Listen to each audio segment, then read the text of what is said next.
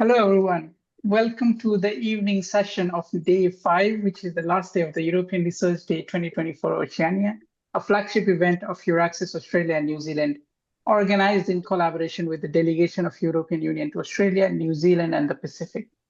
Thank you for joining us from different parts of the globe. A few hours ago, if you had a chance to join, we had an excellent discussion in the afternoon session on EU member state, Oceania research cooperation and the role of scientific diaspora. Now we have an excellent speaker lineup to discuss PhD and postdoc opportunities in the EU member state. Of course, as I go ahead with our agenda, I'll introduce our amazing speakers.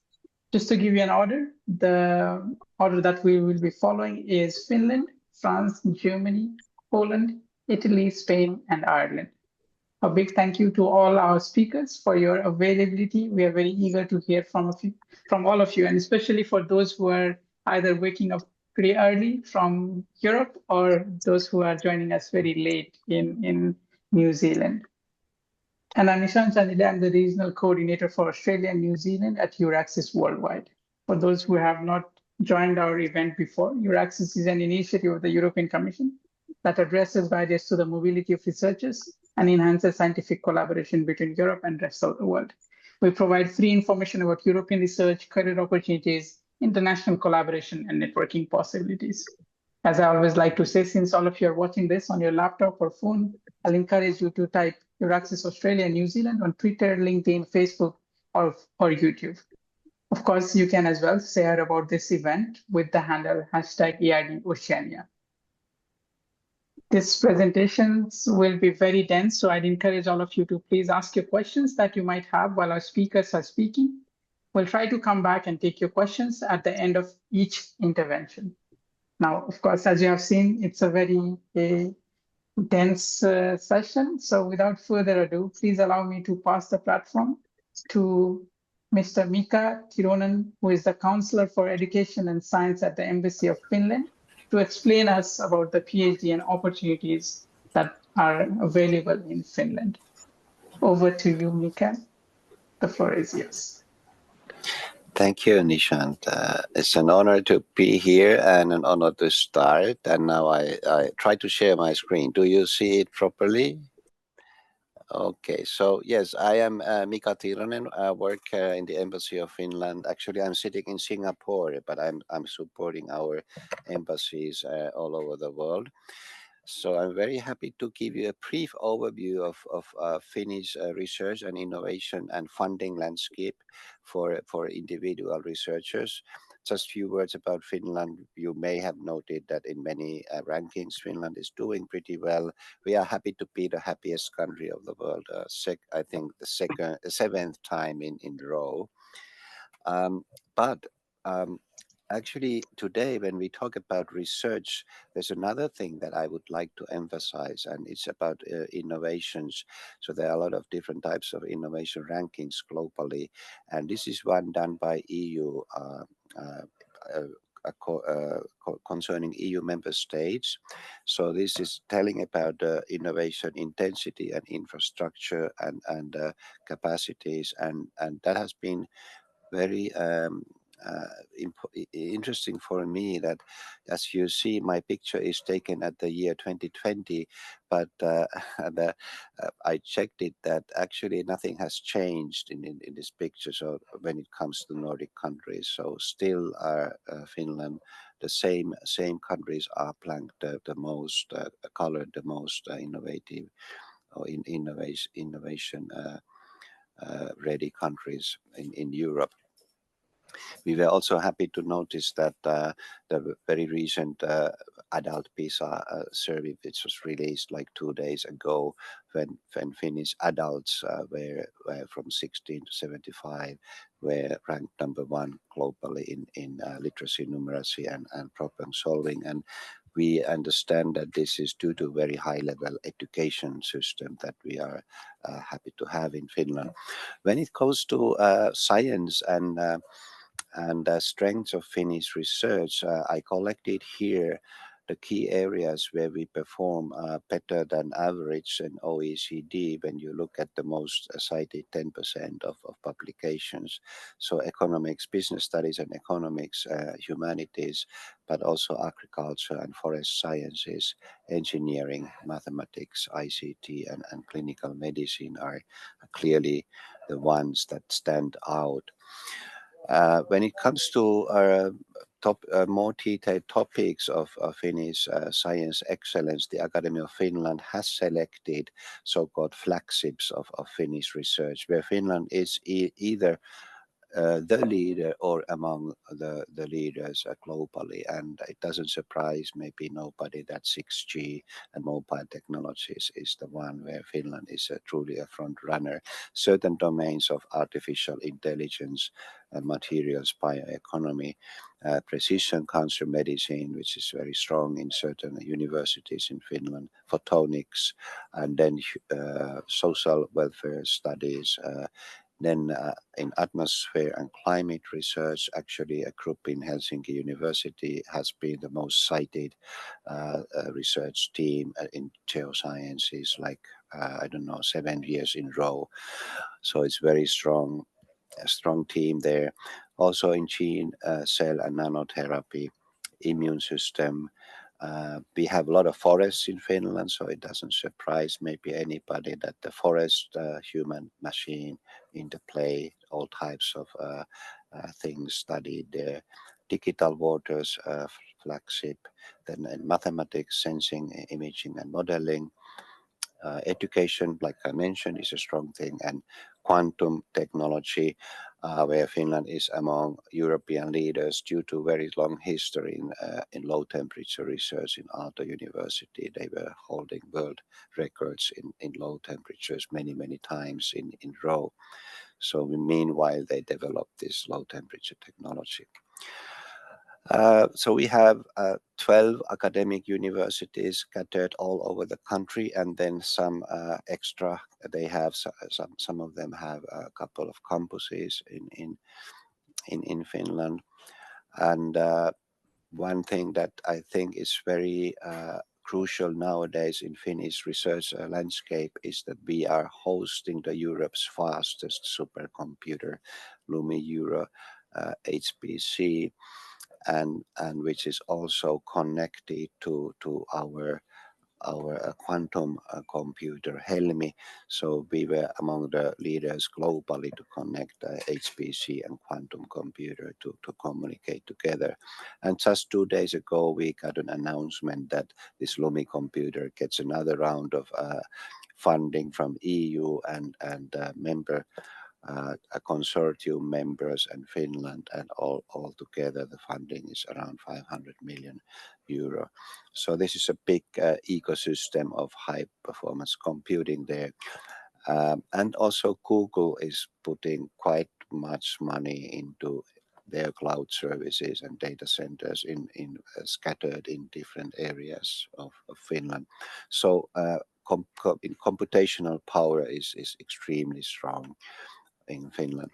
What is maybe interesting to you is that actually also our universities are getting more and more international. If you look at the amount of percentage of foreign researchers, young scientists in Finland, it has been raising throughout the years since 2017. Here you see from 30% up to 40% last year.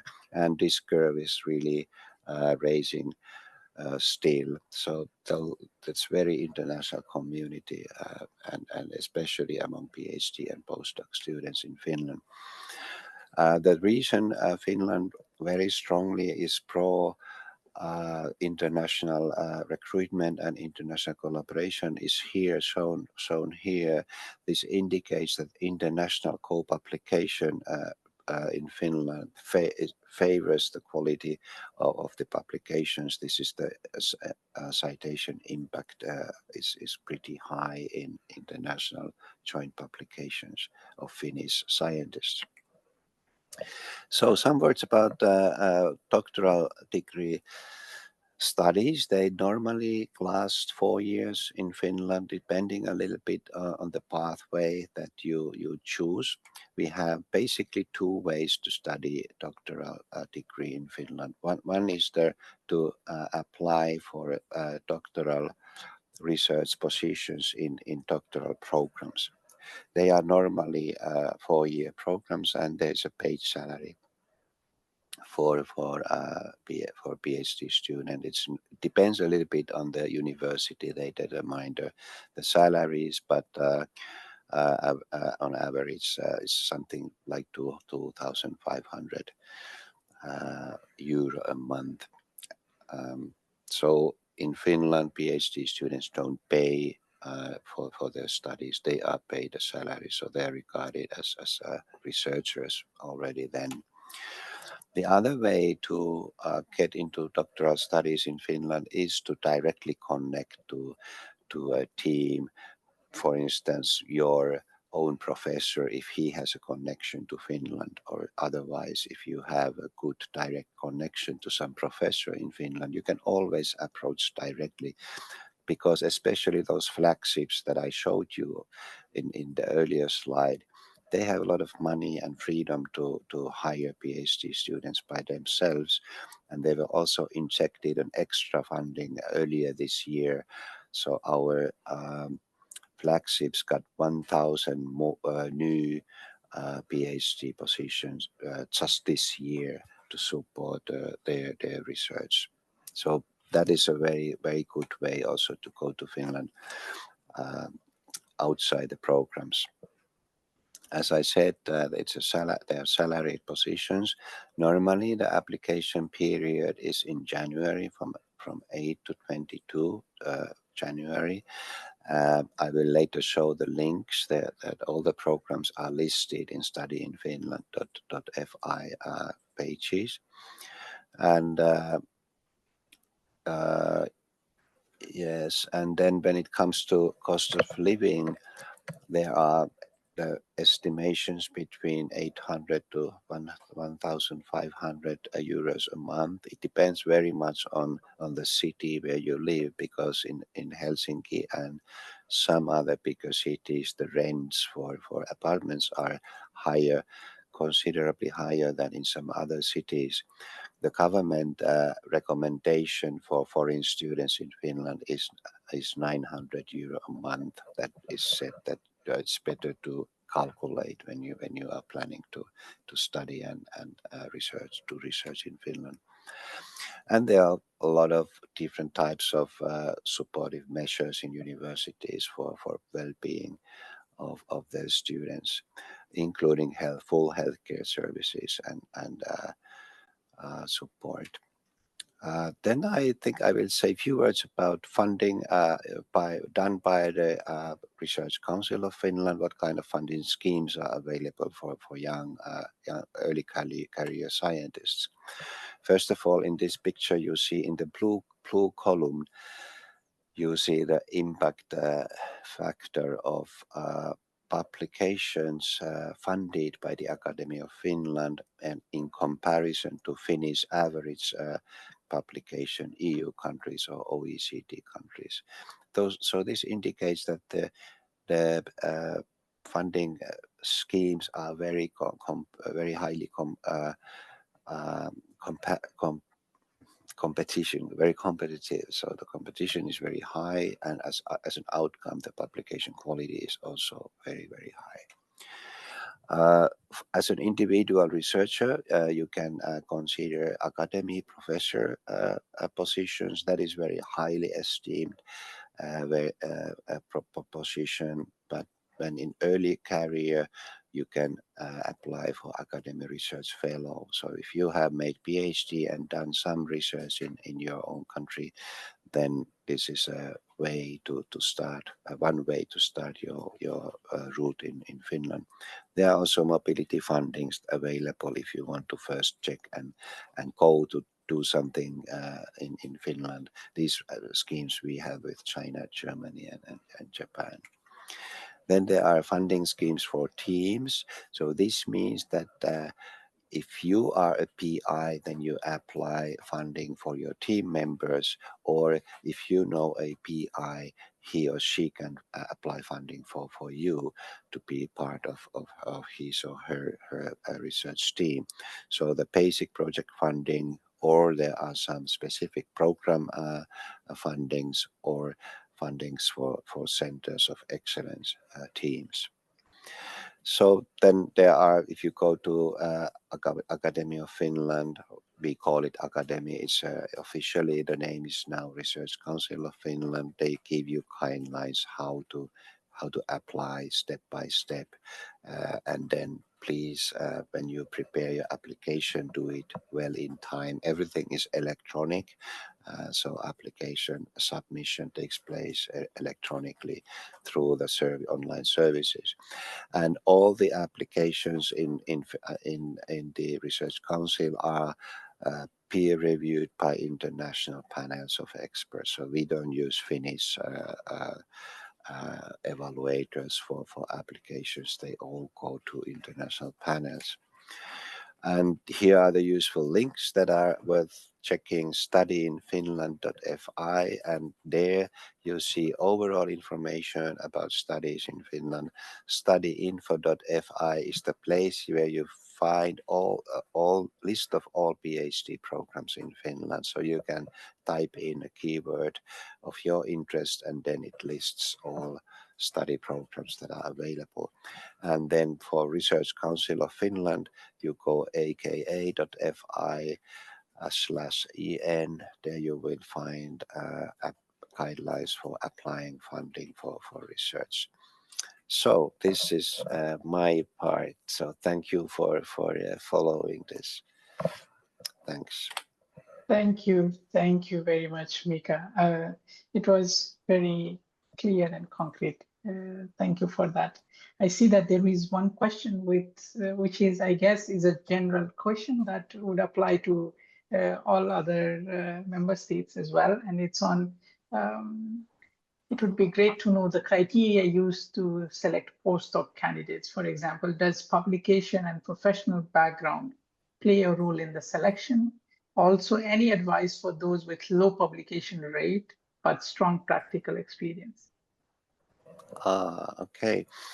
I think that in general, personal connections are important in science, and so for instance, if there is already a connection of your professor and then a Finnish professor, or if you have a personal connection, then that helps. So mostly, like I said, there are two pathways.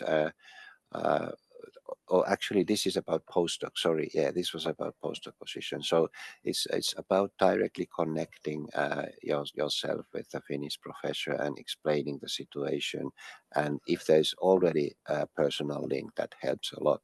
I fully agree. The point here, and in certain domains, this may be more relevant than in others. Of course, in some highly competitive, like biomedical domains, they normally look at your publications.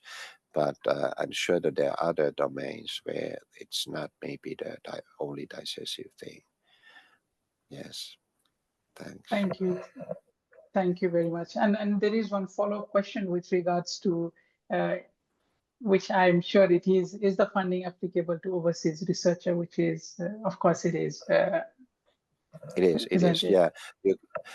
But you should be affiliated to Finnish university. So you can, you can, it doesn't matter where you are from, but when you get the Academy of Finland funding, then you should be affiliated to a Finnish university.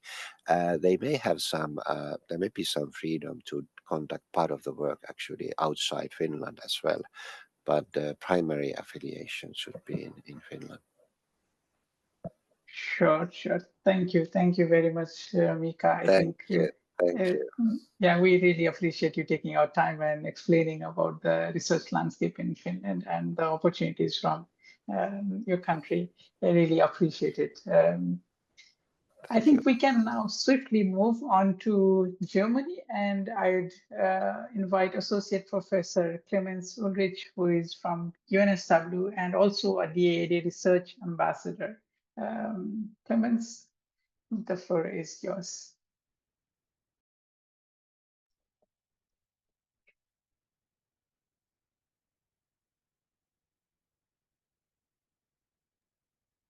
Yeah, thank you very much for the kind invitation and the ability to show what we are doing in Germany. So the main focus of my talk will be about opportunities for PhD students and postdocs in Germany. What is the main feature in German research?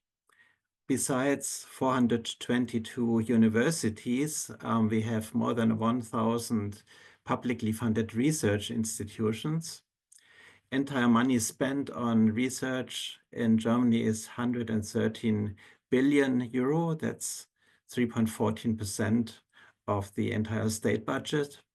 And about 750,000 people are working in research and development. The three main pillars are higher education institutes, that's the universities, but also including universities of applied sciences, the Fachhochschule, and also music colleges. Non-university research institutes like the Max Planck Society and companies, industry research. Funding agencies, also plenty.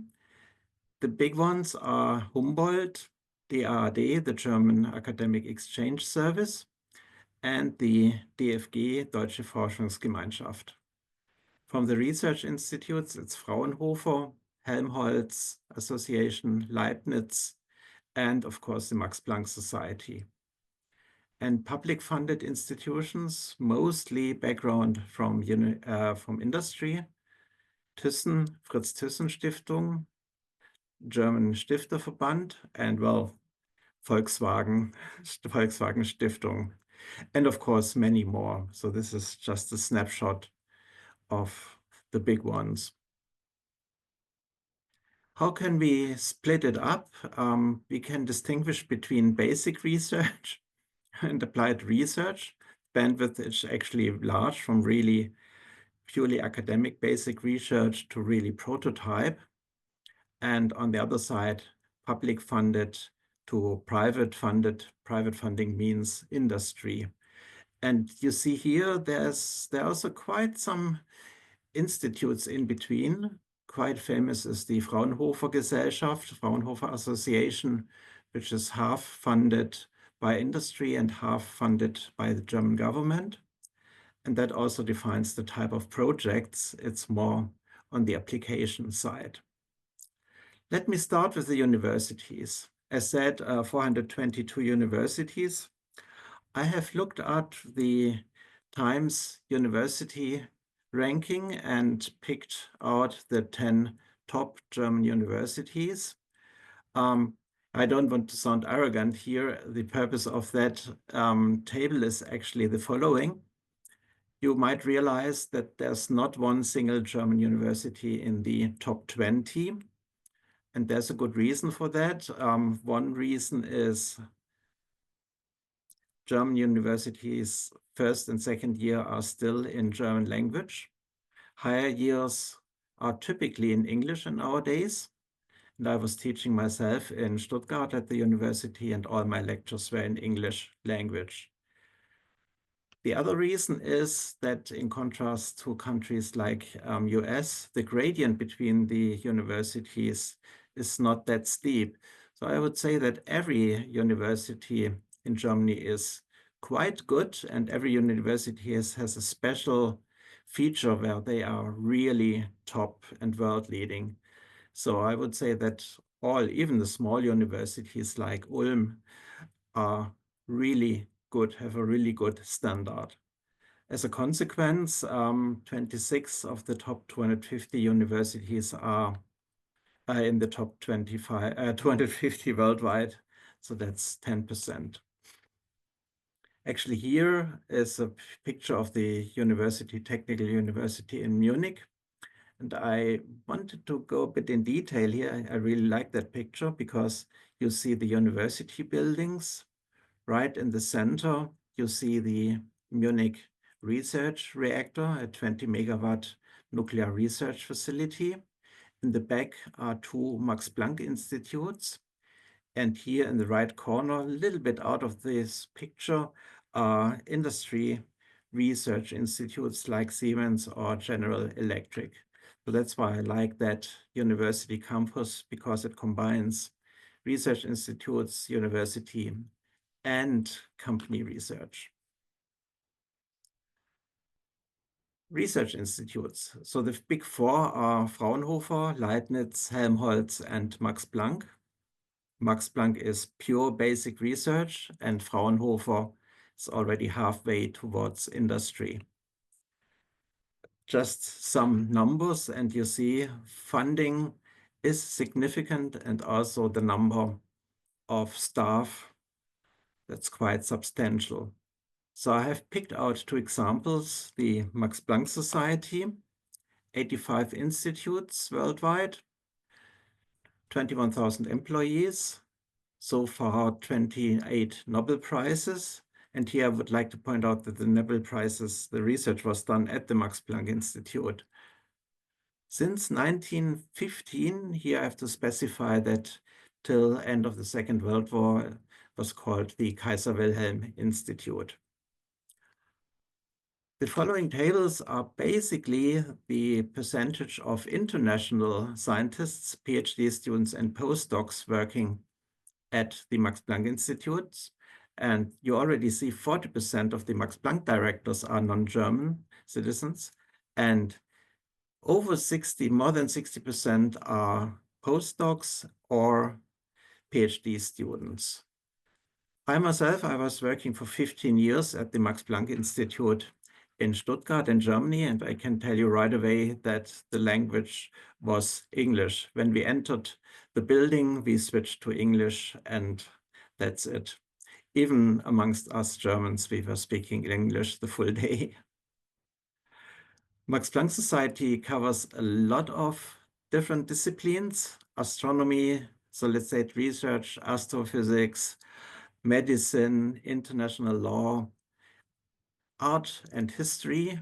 Here, that institute is in Rome, by the way. Neuroscience, the institute is in Florida. So 4 institutes are worldwide. In addition, not listed here, there are 18 Max Planck centers with international collaborations. In my discipline, quantum magnetism is in Vancouver, and that's Max Planck Stuttgart with University of Tokyo and Vancouver. Yeah, I've also highlighted the Max Planck Institute in Queensland here in Australia.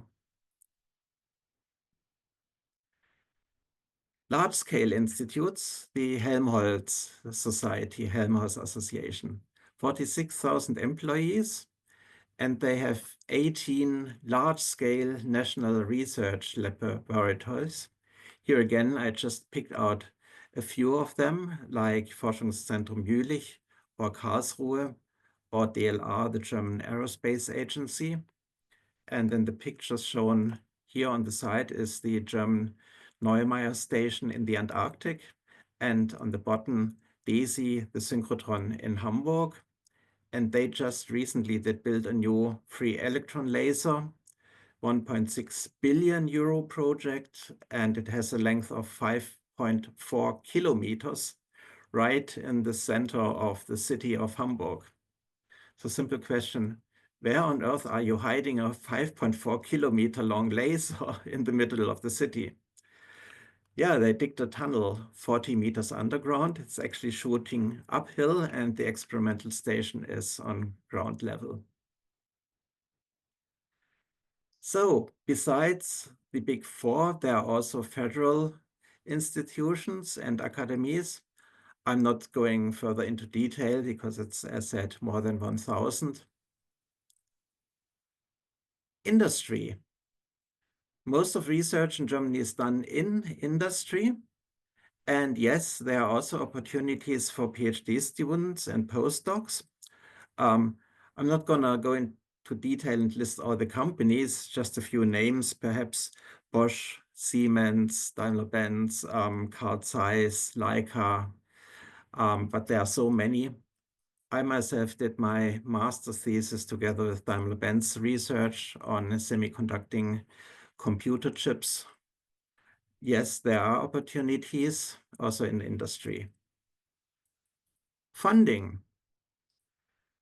The leading institution is the Deutsche DFG, German funding agency, mostly for grants, but every grant is typically for postdoc position and PhD positions. Humboldt Association, they offer mostly scholarships for PhD positions, about 2,000 per year. And Humboldt is highly prestigious. So if you get in there, normally your scientific career is prepared. DAAD, the German Academic Exchange Service, they offer scholarships also for PhD stipends and postdoc positions.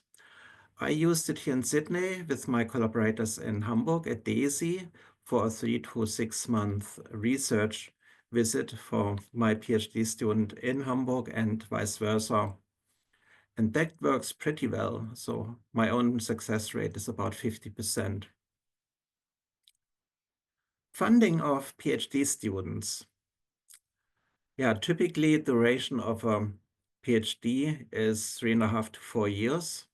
The initial funding is for 2 years, but after a progress review, it's typically extended. I'm not aware of a case where it was turned down.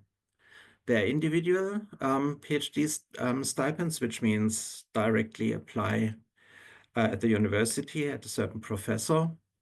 And when you do your master's thesis, I think you start to know some important names in your field. The other pillar is group funding, individual or structured group funding. Cost of living in Germany, it's not cheap. The average is 842 euro per month, but as said, there are scholarships. Universities offer direct paid PhD positions. They're typically between 2/3 and even sometimes full positions.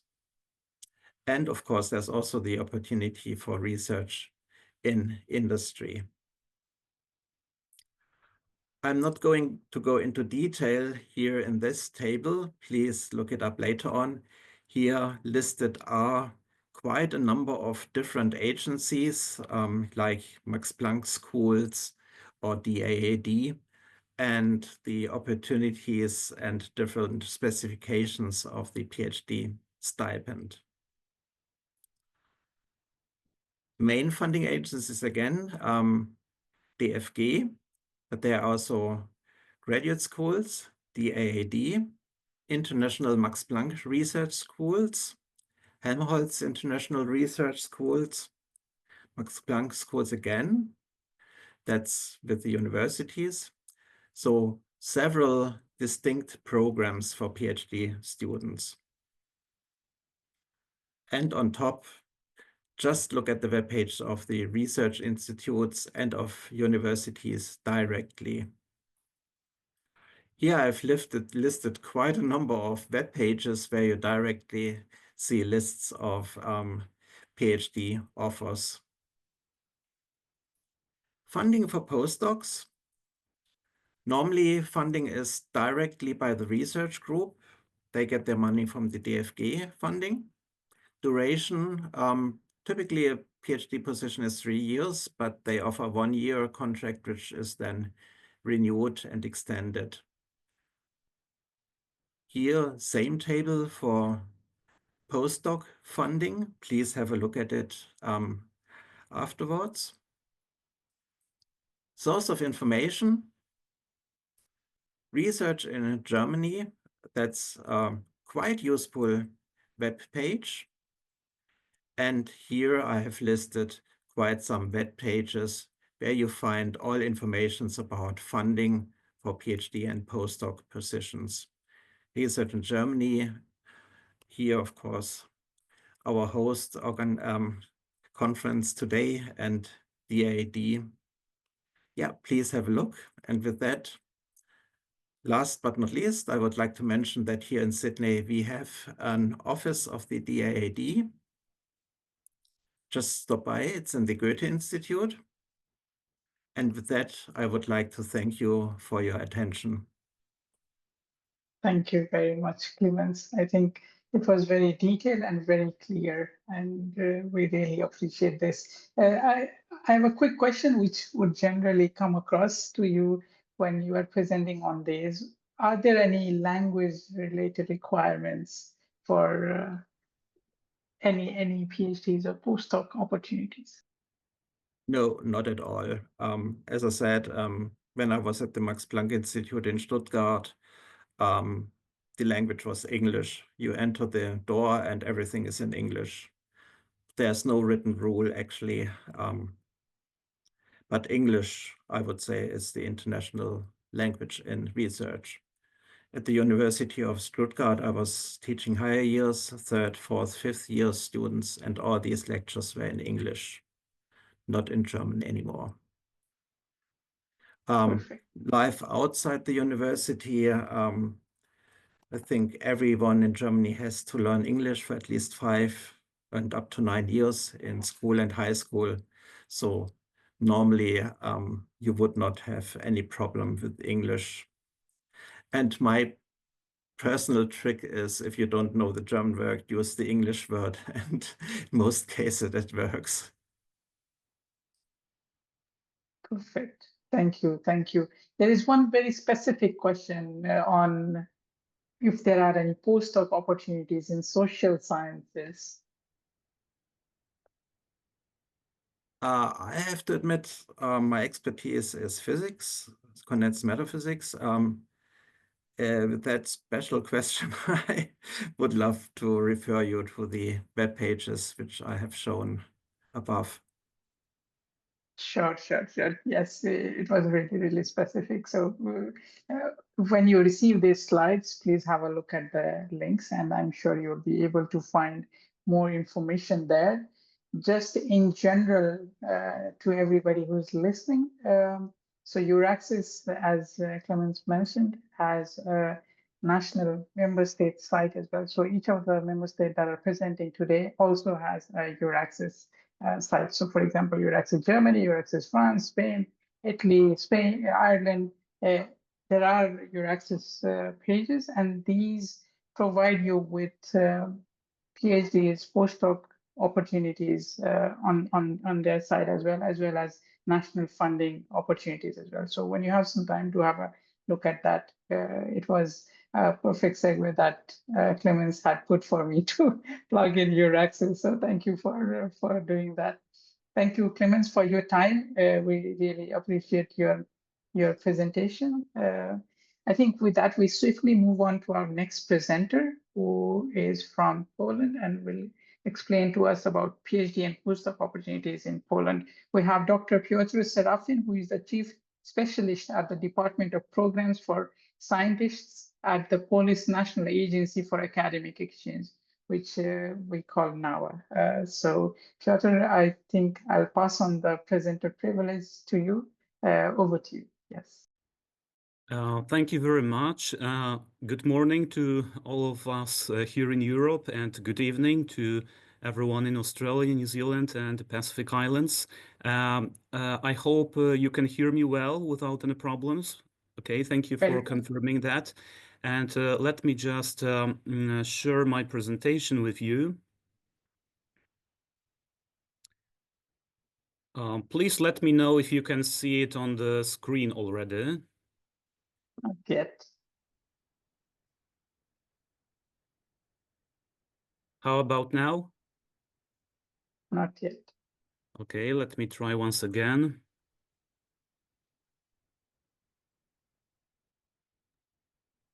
Yes, something is appearing on the screen. Yes, we can see it. It's still not on PowerPoint mode yet, but yes. Is it better now? Yes, it's working perfectly. Okay, thank you very much. My name is Piotr Serafin, and I represent the Polish National Agency for Academic Exchange. Since we have limited time today for presenting our offers, let me just briefly concentrate on telling you what NAWA is, about one of the programs from our wide variety of programs addressed to different stakeholders. In particular, I would like to pay your attention to ULAM program. And then I would like to say a few words about EURAXESS Poland, what it can do for incoming scientists, as well as Marii Skłodowska-Curie actions in context of our agency. So let's start from NAWA's mission, which is strengthening Polish science and higher education through international exchange and cooperation. NAWA is a governmental institution established in 2017. We started our operations only on the 1st of October 2017, which means that we are slightly older than 7 years now.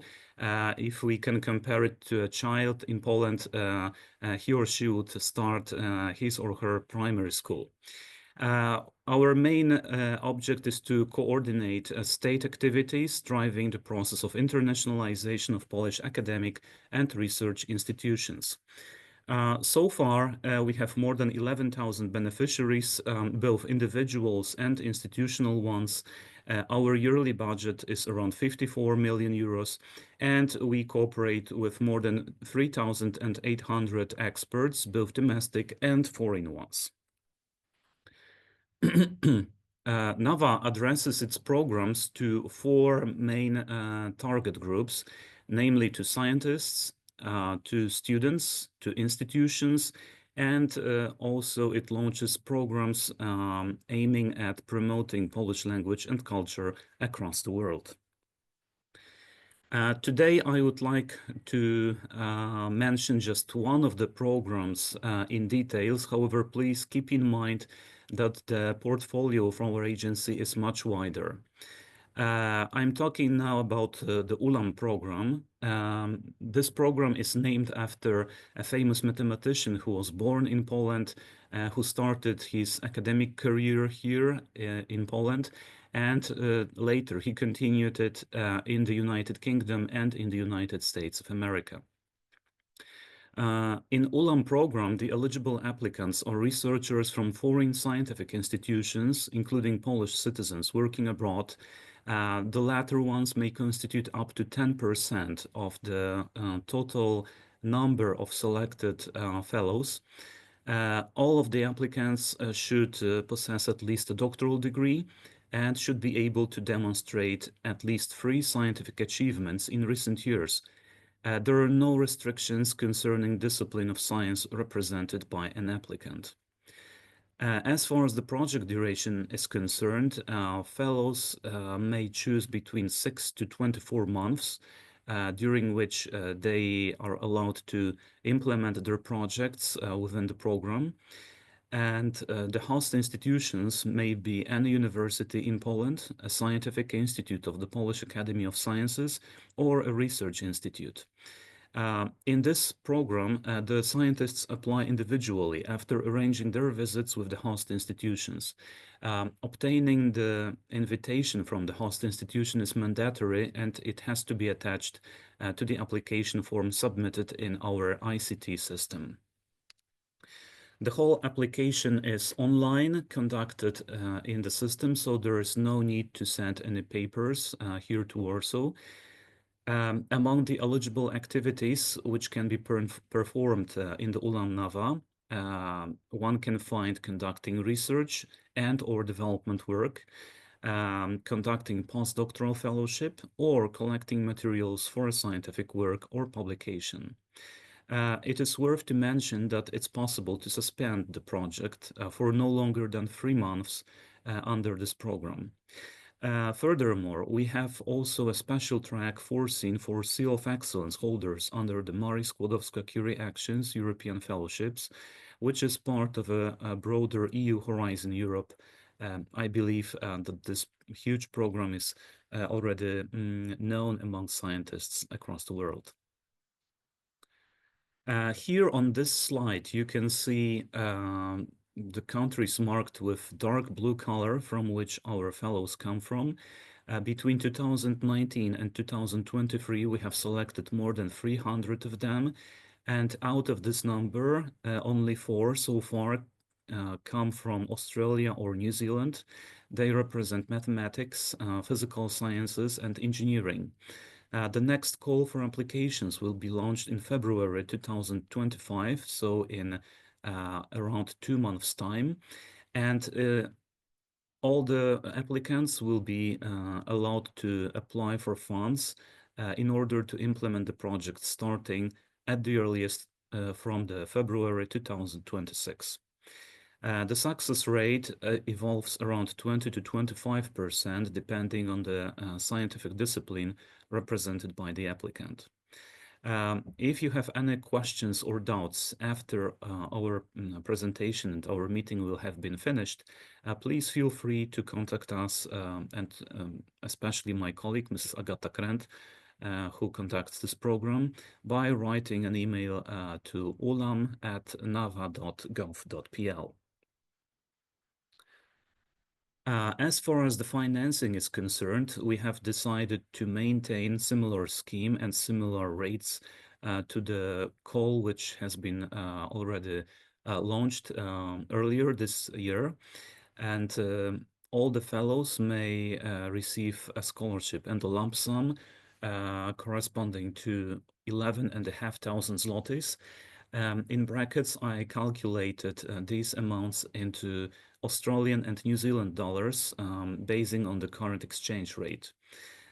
So apart from this monthly scholarship and the lump sum, each fellow is entitled to receive a one-off mobility allowance, which is 6,500 zlotys. And there is also a possibility to apply for additional 2,000 zlotys per month for applicants planning to arrive with their minor children, or for candidates with a disability. The funding received in this program is paid in several tranches. In case of all the fellows, this is advance payment and balancing payment. And for those of fellows who decide to spend more than 12 months in Poland, we foresaw also the partial payment up in 30% of the total amount, subject to successful settlement of the interim report. Please keep in mind that in this program, fellows receive a scholarship, not unemployment, and funds for research are not included. In general, NAWA funds mobility and costs of travel and stay, not research as such, with only very few exceptions. If you are interested in applying for financing for research, then there is another institution in Poland called the National Science Center based in Krakow, which deals with research grants.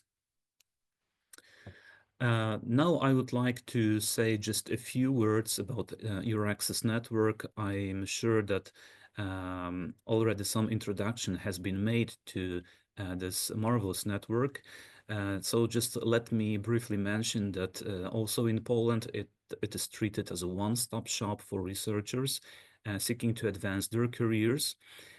It provides tailored information and support, which is free of charge, to researchers and also institutions performing to research performing organizations. Services offered through EURAXESS network to researchers and doctoral candidates are usually divided into jobs and funding opportunities, international relocation information, and career development guidance. Due to the size of the EURAXESS network, namely it spans 43 European countries and 9 worldwide hubs, it makes it a truly global platform for any scientist across the world. EURAXESS Poland is responsible for providing information concerning research jobs in Poland and grants and fellowships available to scientists, both domestic and international ones. A list of these offers and jobs is updated at least once a month on the website of EURAXESS Poland. In practice, it also provides information concerning coming to Poland, such as entry conditions and visas, working in Poland, such as information concerning residence permit, work permit, and paying taxes or social security. What is more, it also provides useful information about the registration in municipality, applying for health insurance, or living conditions with your family. It also provides information regarding formalities related to leaving the country. If you have any further questions, I strongly recommend you to visit the website of EURAXESS Poland. Its link is available through this slide. Of course, this presentation may be distributed to all of you after our presentation will have been finished. Last but not least, I would also like to mention a few words about NAWA as playing a role of a national contact point in EU Horizon Europe, namely in Marie Skłodowska-Curie actions. So among many activities performed by our agency in this context, let me just briefly mention the MSc postdoctoral fellowships. My colleagues provide information concerning both European fellowships and global fellowships available through MSCA PF. In this scheme, I will just mention that a scientist may count on contributions for the recruited researcher per person month and also institutional unit contributions. However, for all the details, I strongly recommend you to visit our contact point. Please keep in mind that the next call for applications will start on the 9th of April 2025 and will finish on the 10th of September.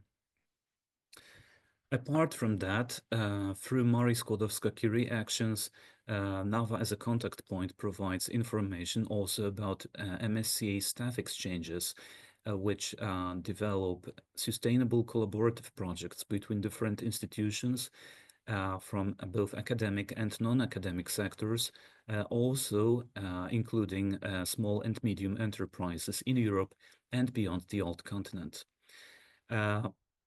MSCA staff exchanges provide benefits for staff members taking part in the exchange, such as skills and career development perspectives, and also for organizations which are involved in this exchange by increasing their research and innovation capacities based on collaborative research projects.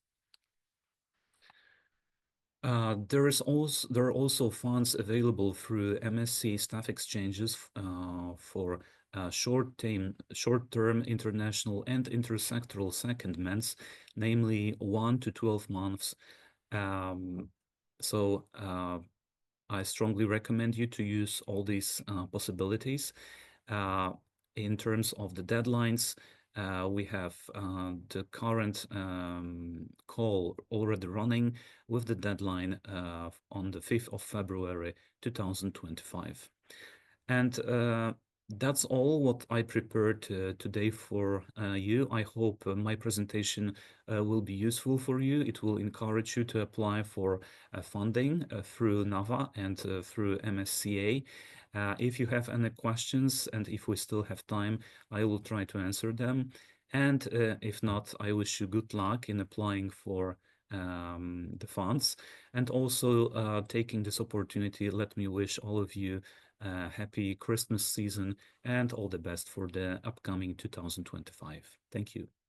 Thank you very much, Piotr. I think it was really well explained on a lot of the programs, and especially the ULAM program I'm aware, has a lot of demand right now coming from across the globe. I have seen a question on that program itself. Do you earmark any number of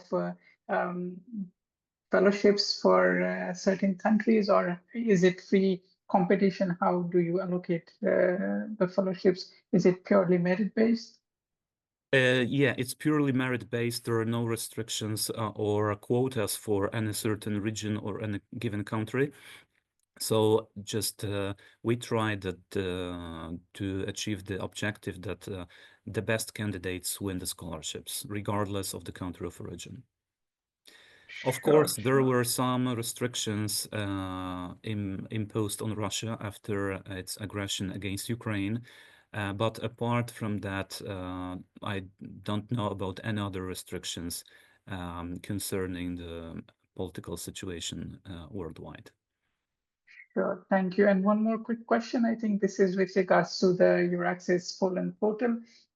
For postdoc funded positions through EURAXESS, can PhD candidates who pass their examination without official graduation apply? I'm afraid I will not be able to answer this question since I don't deal with EURAXESS and MSCA personally. So I strongly recommend you to contact my colleagues who are experts in that. Sure. I see we have a few very experienced EURAXESS people in this call who will be following after Anne's presentation. So we should be able to answer. If not, then I'll answer at the end. Thank you for your time, Piotr. I think it was really excellent that you could join us from Poland and explain to our audience a lot of the unique opportunities that there are available from Poland on PhD and postdoc. So thank you once again for your availability. Thank you very much. My pleasure. We will now swiftly move on to France to understand what PhD and postdoc opportunities exist. And we have with us Ms. Anne Rouault, who is the Science and Higher Education Attachée at the Embassy of France to New Zealand. And the floor is yours. Hi, Nishant. Good evening, everyone. Thank you for giving me the opportunity to present PhD and postdoc opportunities in France. So I will speak, which is pretty unusual, without slides tonight, but I will share some with you afterwards, Nishant, so that you can make them available to the audience. So I will start by giving you maybe 10 good reasons to do research in France. Well, as you know, probably France is among the world-class research nations. We rank second in the world for field medals in mathematics and fourth for Nobel Prizes. France is ranked third in the Shanghai ranking. And ninth for the impact of scientific publication worldwide. We have strong capacities in STEM and an historical research capacity in physics. We are also a country of innovation. According to the European Patent Office, France is actually the second most innovative European nation, and it remains the third largest recipient of European funding for research and innovation. I refer here to Horizon 2020.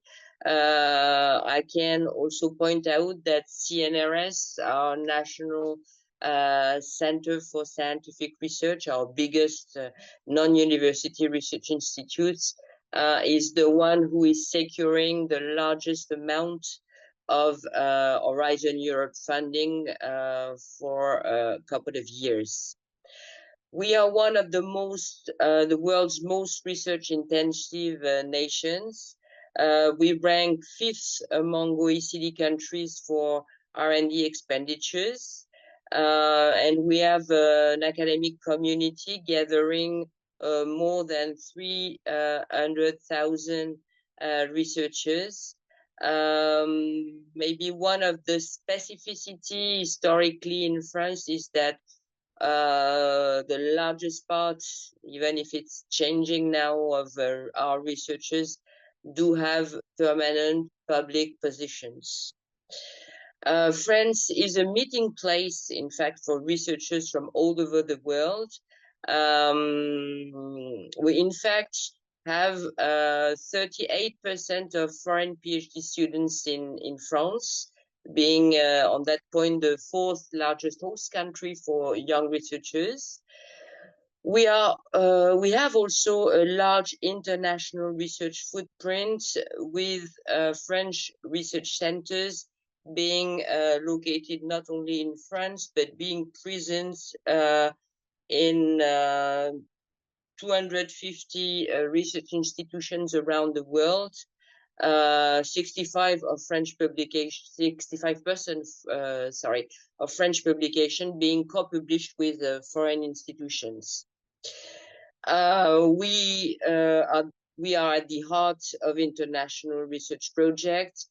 As you know, French research is involved in major European and international research projects such as the CERN on particle physics, on space, on the ITER project on nuclear fusion, etc.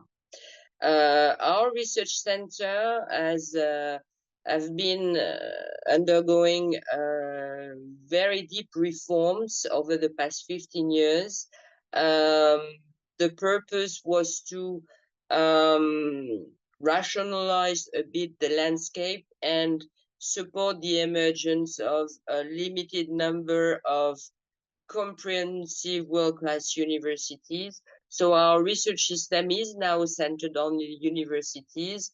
We have 270 PhD programs enrolling 70,000 PhD students, and we award roughly 14,000 PhD degrees each year, both in French and in English, because it's not mandatory to do your PhD study in French only anymore, which is a good news for attractiveness. As I was mentioning earlier, we have worldwide research leading institutions. I would like to mention here the CNRS, but we have others. CNRS, just to give you an overview, is one of the biggest research organizations in the world with 33,000 staff, 1,100 labs, and the second largest research organization worldwide in terms of scientific publications. Another big research institute, which you may know less, is the Center for Atomic Research, which is the first largest patent filing research organization in Europe. We have a third dynamic R&D environment in France, 2/3, and I was listening to our German colleague. This is also a feature in France. 2/3 of research in our country is conducted in the private sector. So it's a total of 600,000 individuals that work in R&D in corporate firms, which is something which is often not very well known.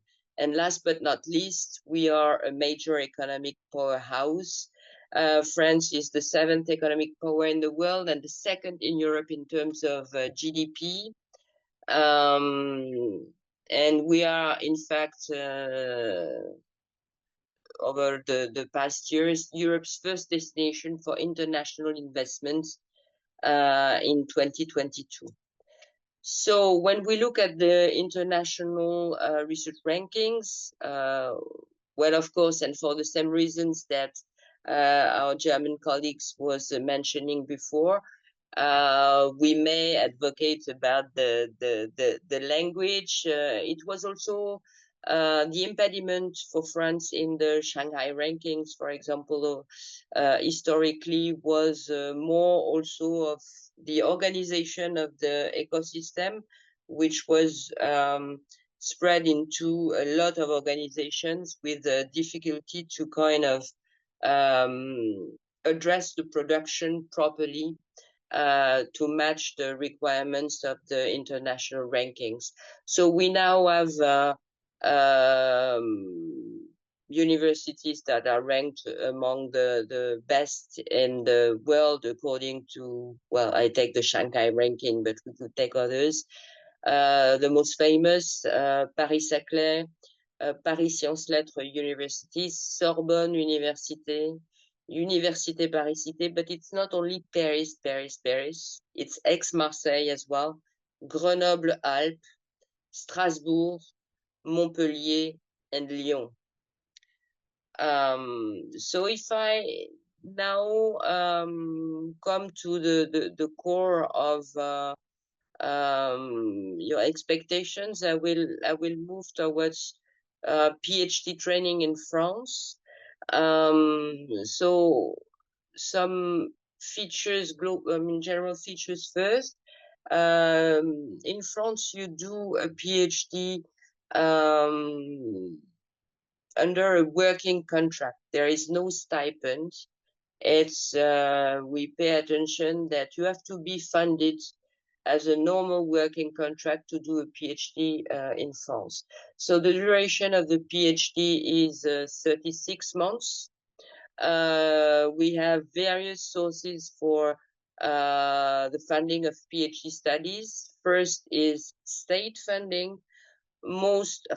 Each of the universities and graduate schools among the universities are granted with a number of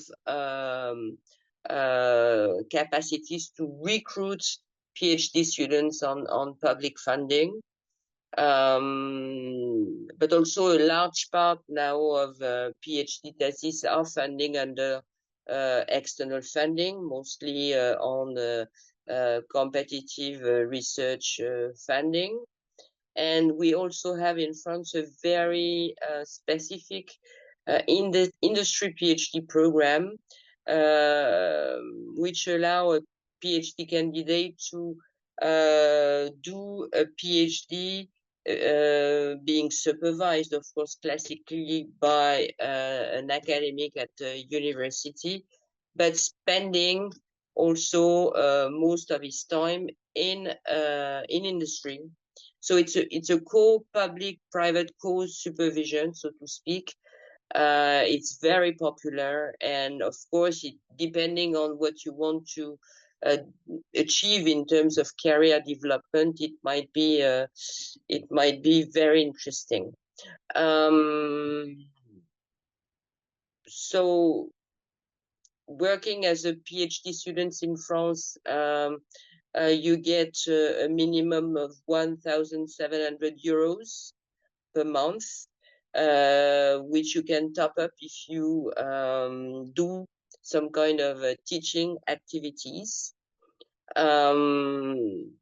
So basically, in terms of advertising position, each university's research institutions, labs, graduate school advertise the open positions and opportunities of recruitment as a PhD candidate on their websites.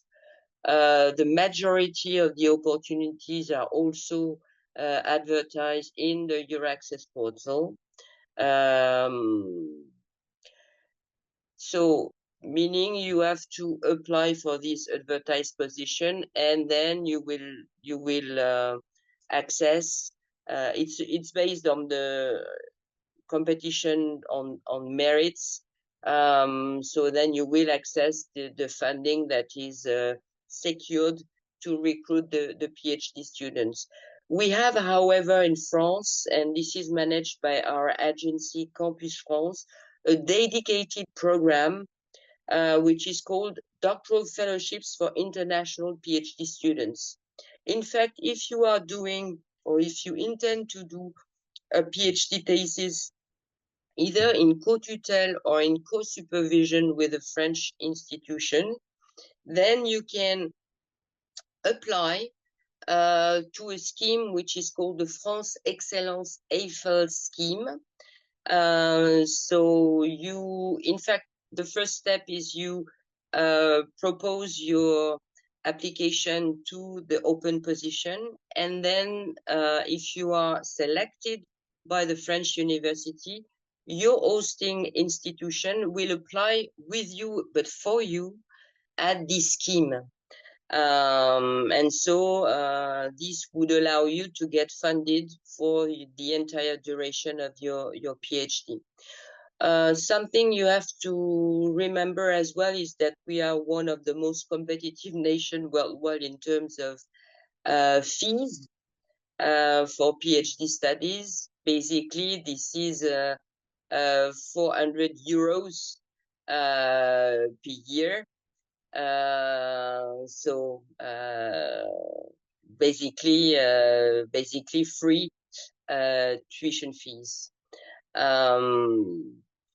So I will circulate in the slides the various links along which you can access additional details on this France FL excellent scheme. What you have to know as well in terms of the ecosystem where you would enter in France to do your PhD studies is that the government set up a dedicated competition to support the development of comprehensive, what we call école universitaire de recherche, meaning it's graduate school, but so to speak, excellent graduate school. So you are guaranteed to access a pool of top class research labs and being supervised in one of the best environment globally.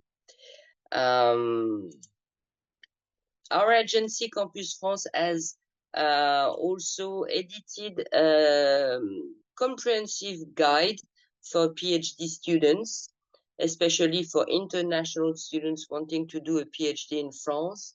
And I will also send you all the link to the document that is available, of course, for you in English.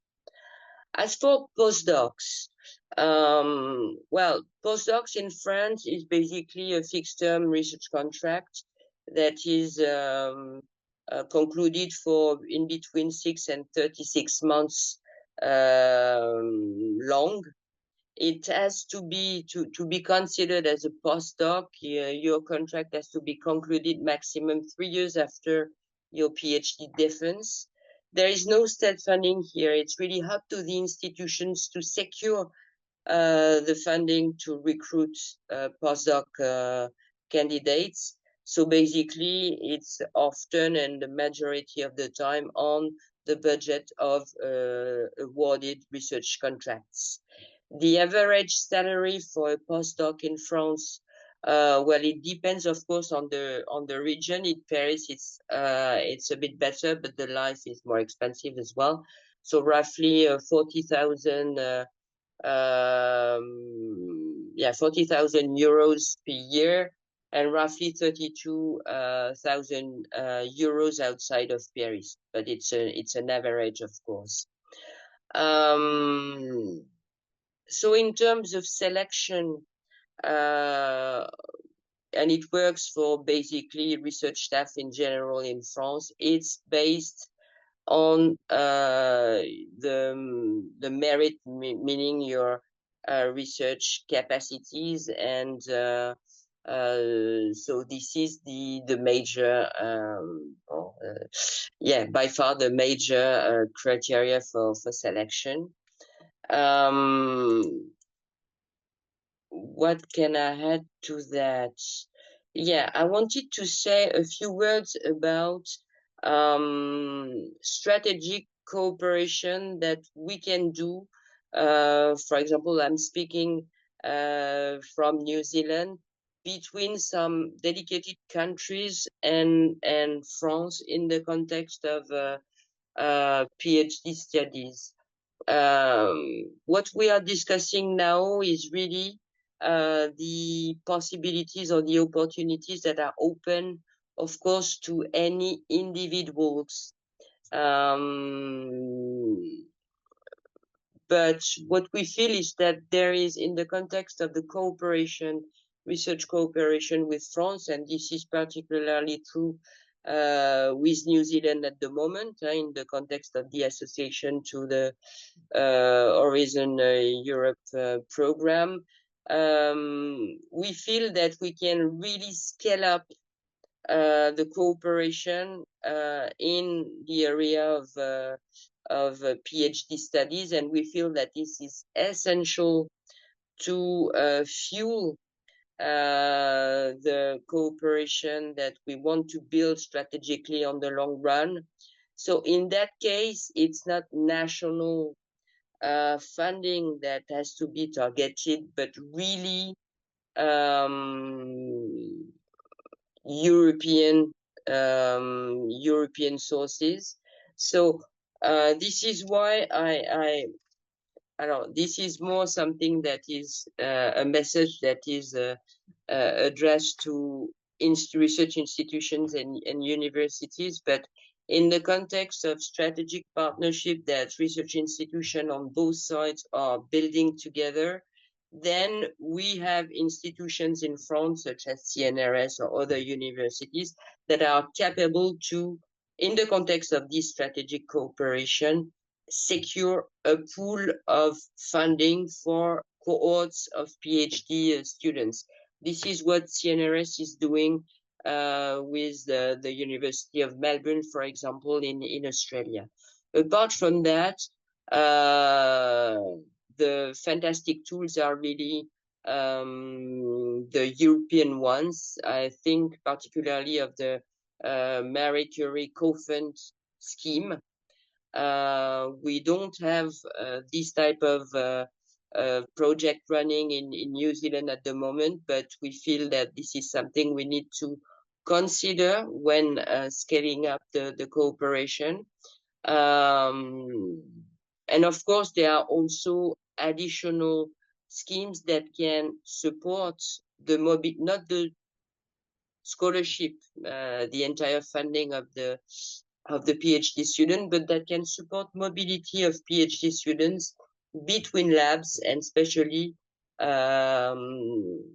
towards France or from France to another country. I think of the Erasmus Plus international mobility scheme, of course. And I want to mention that we at the French Embassy in New Zealand, but this is the case in a lot of French embassies across the world.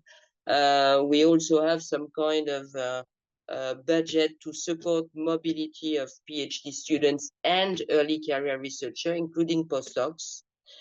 We have, for example, in Wellington, 6 scholarships per year accessible for mobility up to 3 months. And I will put again the reference to this program in the slides I will share with you after the session. So this is what I wanted to convey for today, but I'm happy, of course, to respond to your question, if any.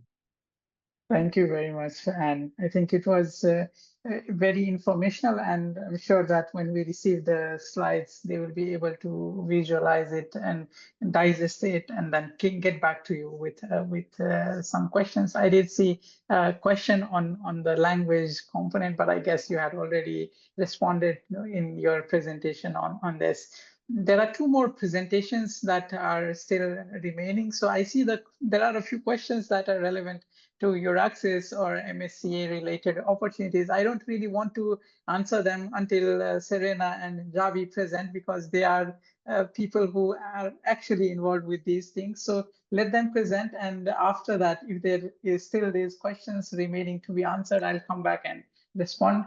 Specifically, I see one question on social sciences, and it was addressed to EURAXESS, saying if there are postdoc opportunities in Europe in social sciences. And while Anne was presenting, I had a quick check, and there are 164 postdoc opportunities on the EURAXESS portal, so on social sciences. So of course, there are opportunities. If we have some time at the end, I'll show you how you can explore them. But I think this is a perfect segue that I can now invite Ms. Serena Tirronen, who is going to speak about PhD and postdoc opportunities in Italy. She is the project manager at Attachée. I think what better way than to explain about these opportunities. Serena, please go ahead.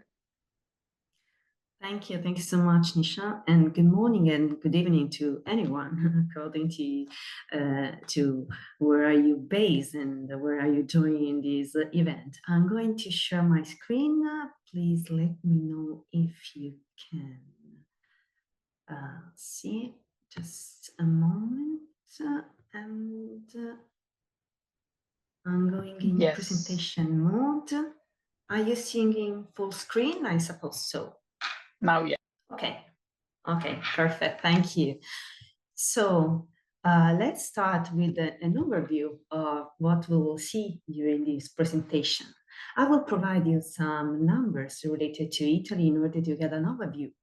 Then we will focus on the research in Italy and specific on how the university system is organized, because one of the points related to the numbers refers specifically to Italy.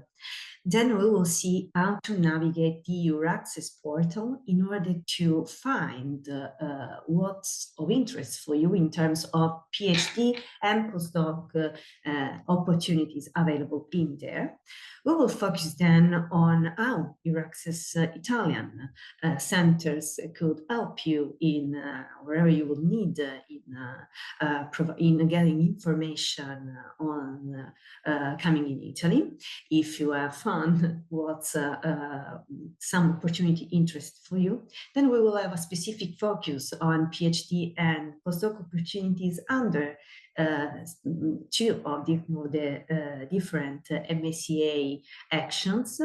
And we will close the presentation providing you some useful link in order to get further information that you will find in the presentation. So let's start with some numbers. So Italy has a population of around 5.9 million people and is the third largest state in the European Union. With the 20 Nobel laureates, Italy ranks 7th in the world in terms of number of citizens that have been awarded with these prestigious prizes.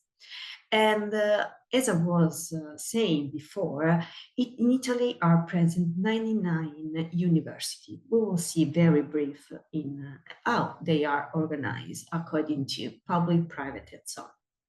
And then we will have more than 144 system of institutions that are part of the Higher Institute of Arts, so arts, music, and choreography. But as I was saying before, let's see how the universities are organized. So we have 8 public universities, 28 non-state legally recognized universities, and 11 e-learning universities. So altogether constitutes the system of 99 universities that I was referring before. It could be something obviously, but if you are interested in knowing more about PhD and postdoc opportunities and all the detailed information, the institution and university website must be your entry point of information, because there you can find all the general info on PhD courses, on postdoc opportunities, the contacts, how the selection procedure will work, the duration, the requirements for applying, all opening deadlines, and so on. And considering the questions that have been raised before, in most cases, it's possible to run the PhD in English in Italy. So let's focus now on how you can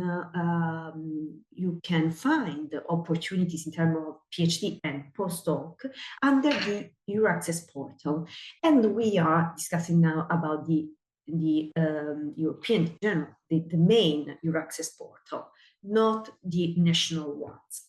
So in the section related to job opportunities, clicking in there, you will find different sections, and it is important to apply in particular 3 different fields. So the country, and in this case, Italy, the position, and you can see PhD position and postdoc, and your research field that you can choose among more than 4 different research fields. So selecting these 3 main criteria, you will find different open position that you can consult.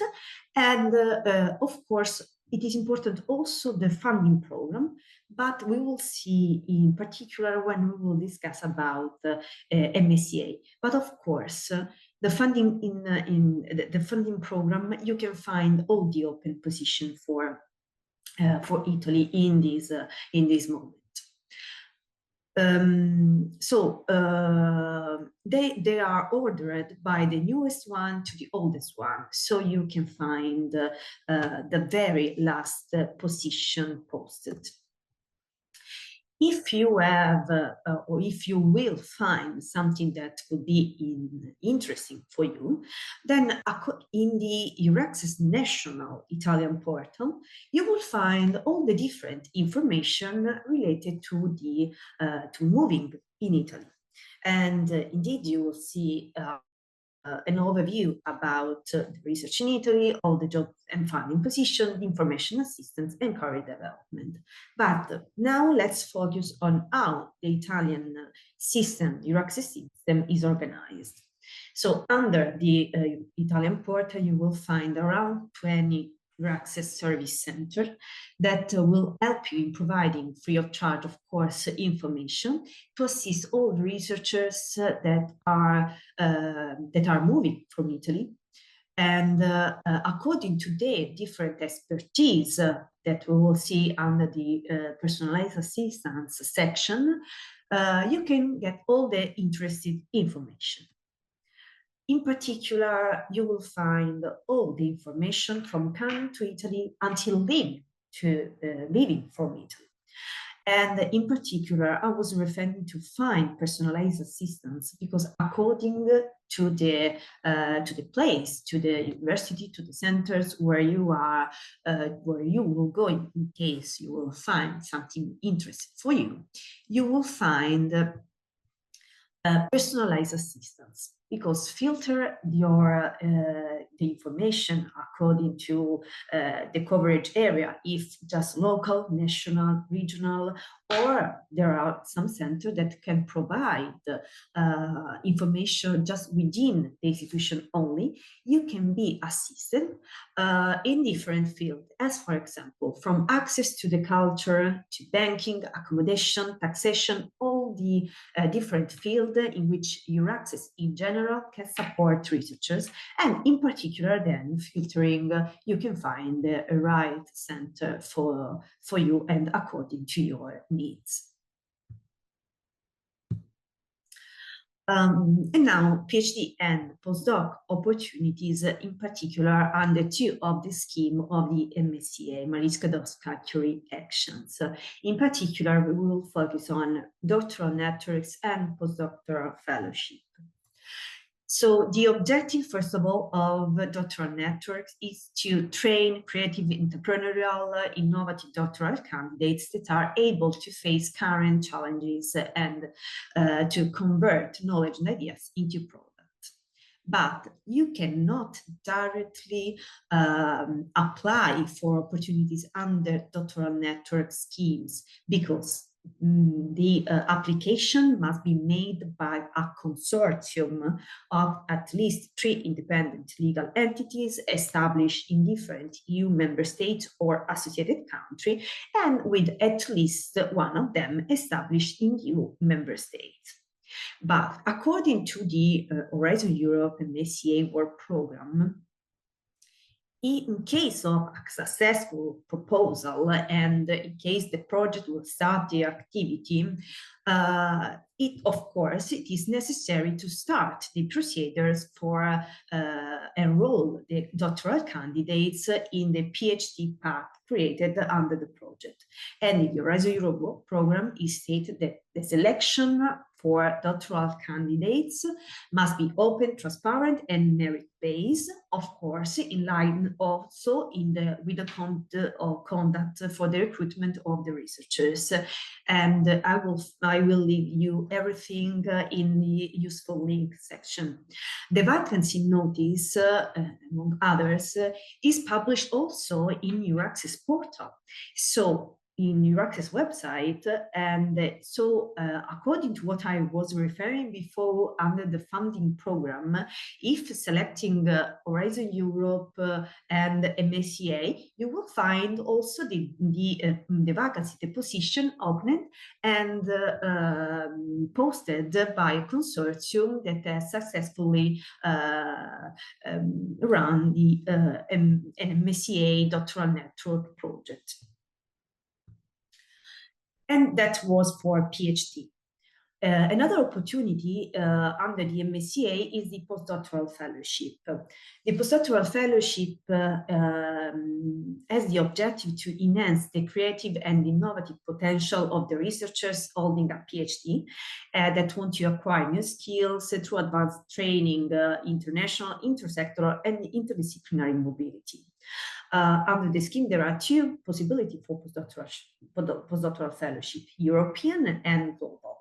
And today, what's of interest for you is the European. The European postdoctoral fellowship has a general duration of 24 months. The research that can apply are for any nationality from any country, but the institution, which the host institution with the fellow can apply for must be EU member states or associated country. So choosing an host institution based in Italy, you can apply with that host institution for a European postdoctoral fellowship. Let's have a look on the eligibility criteria for the postdoctoral researchers. So first of all, the researchers that can participate in such action must be postdoctoral researchers at the date of the call deadline, and had to be maximum 8 years full-time spent equivalent in research, and must comply with the mobility rule. So they must have not resided or carried out the main activity in the country of the beneficiary, and in this case, choosing an institution based in Italy, the mobility rule apply, of course, for Italy. For more than 12 months in the 36 months immediately before the call deadline. So, of course, the PhD and in particular for what concern MSCA scheme and postdoctoral fellowship and doctoral network, there are a lot of information that you have to acquire, because this is just a general overview, considering that we have not so much time to discuss about it.